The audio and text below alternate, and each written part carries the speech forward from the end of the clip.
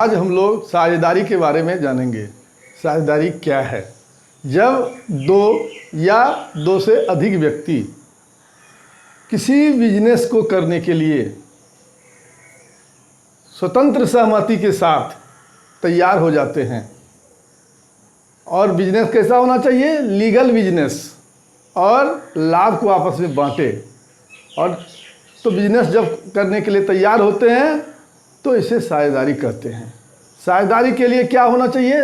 दो व्यक्ति का होना चाहिए। मान लीजिए ए और बी दो व्यक्ति हैं, दोनों जो है आपस में सहमत हो कि हम बिजनेस करेंगे। ये नहीं कि ज़बरदस्ती तैयार करें, दोनों का स्वतंत्र सहमति होना चाहिए कि हम बिजनेस करेंगे, बिजनेस करने के लिए तैयार हो। फिर दोनों का उम्र 18 वर्ष से अधिक हो। उसके बाद इसे जो है एग्रीमेंट करने की क्षमता हो, यानी अनुबंध करने की क्षमता हो ए और बी दोनों को। अगर ए और बी में कोई 18 वर्ष से कम उम्र का है तो साझेदारी नहीं कहलाएगा। फिर अगर सी है तो ए बी एडल्ट है, यानी 18 वर्ष से अधिक उम्र का है, और सी अगर 18 वर्ष से कम है तो उसे साझेदार बना सकता है, लेकिन वो केवल लाभ में हिस्सा लेगा, वो जो है हानि में हिस्सा नहीं लेगा। इसलिए वो सी जो है पार्टनर नहीं कहलाता है। अब ए और बी दोनों स्वतंत्र रूप से जब सहमत होगा तो बिजनेस तो जो है साझेदारी कहलाएगा। साझेदारी के लिए क्या जरूरी है? दो या दो से अधिक व्यक्ति का होना, स्वतंत्र सहमति होना, आपस में ज़बरदस्ती नहीं। उसके बाद लीगल बिजनेस होना चाहिए। उसके बाद कोई एग्रीमेंट होना चाहिए, आपस में लिखित या मौखिक लिखित एग्रीमेंट होना चाहिए। उसके बाद लीगल बिजनेस होना चाहिए। लीगल बिजनेस का मतलब होता है क्या? कोई ऐसा काम नहीं करे जो कि वैधानिक रूप से गलत है, जैसे चोरी करना, डकैती करना, गांजा अफीम चरस का व्यापार करना, ये सब जो है अवैध है। तो वैध बिजनेस करना यानी लीगल बिजनेस करे, साथ ही आपस में लाभ कमावे और सभी को ही बांटे। ऐसा नहीं कि लाभ कमा ले और एक ही आदमी बांट के रख ले। उसके बाद है ऑपरेटिंग। अब ए बी सी तीन है तो तीनों मिलकर ऑपरेट कर सकता है, या तीनों में से कोई एक व्यक्ति ऑपरेट कर सकता है, बाकी पूंजी लगाएगा। उसके बाद सदस्यों का जो है ये बिजनेस जो करेगा पार्टनरशिप, तो सबका बराबर अधिकार होगा बिजनेस में। और बिजनेस और मालिक दोनों एक ही होता है। अगर बिजनेस डूब गया तो मालिक ऐसे ही डूब जाएगा। अनलिमिटेड लायबिलिटी, ये जो साझेदारी है इसमें लिमिटेशन नहीं है लायबिलिटी का, अनलिमिटेड होता है। यानी पार्टनरशिप अगर डूब गया तो सारा पूंजी डूब गया, साथ ही आपको घर से भी देना पड़ सकता है। तो अब एक पार्टनरशिप के लिए क्या क्या जरूरी है हम लोग है?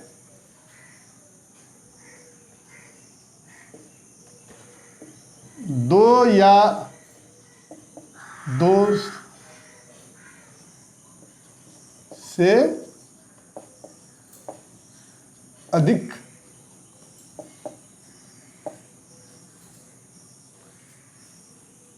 व्यक्ति, यानी 2 और मोर पर्सन। दूसरा है समझौता,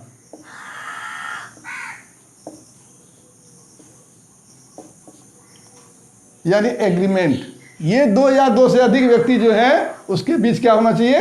एग्रीमेंट होना चाहिए। उसके बाद तीसरा है क्या?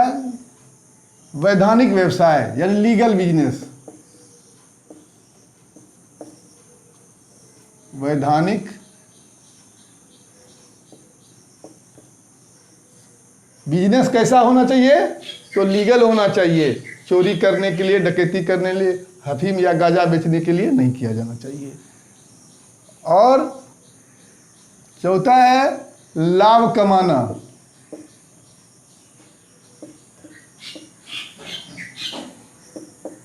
और आपस में बांटना।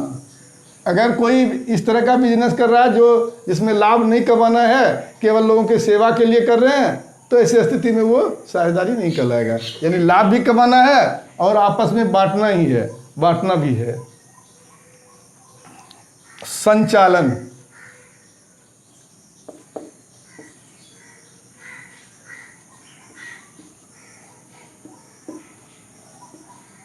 संचालन का मतलब होता है ऑपरेटिंग। ऑपरेटिंग जो है, अगर 3 पार्टनर है, तीनों मिलके कर सकता है या तीनों में से कोई एक कर सकता है।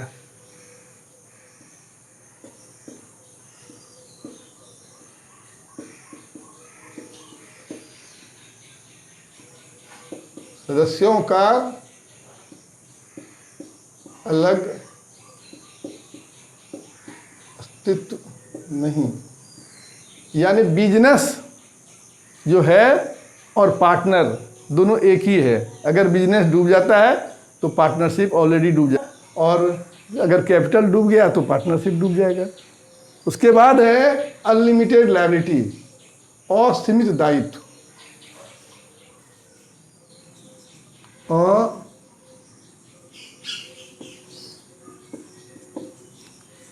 असीमित दायित्व, अनलिमिटेड लायबिलिटी। जब कोई पार्टनरशिप करता है बिजनेस, तो उसमें लायबिलिटी जो है असीमित है। अब ए और बी और सी 3 पार्टनर है, ये लगाता है 1 लाख, ये लगाता है 50,000 और ये लगाता है 25,000 बिजनेस में। और अगर बिजनेस डूब गया तो सबका पूंजी डूबेगा। लेकिन अगर ये जो है 1,75,000 से अधिक हानि हो जाती है तो वो भी पूरा करना पड़ेगा। और अगर केवल बी ही सक्षम है देने के लिए, तो ए और सी लाने से असमर्थ है, तो केवल ए को ही लाना पड़ेगा। इसलिए इसे कहते हैं अनलिमिटेड लायबिलिटी। अब लिमिटेड लायबिलिटी और अनलिमिटेड लायबिलिटी हम जानेंगे। लिमिटेड लायबिलिटी और unlimited liability.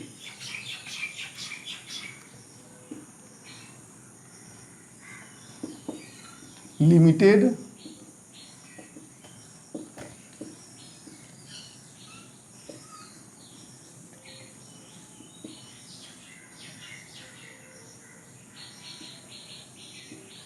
Limited liability partnership और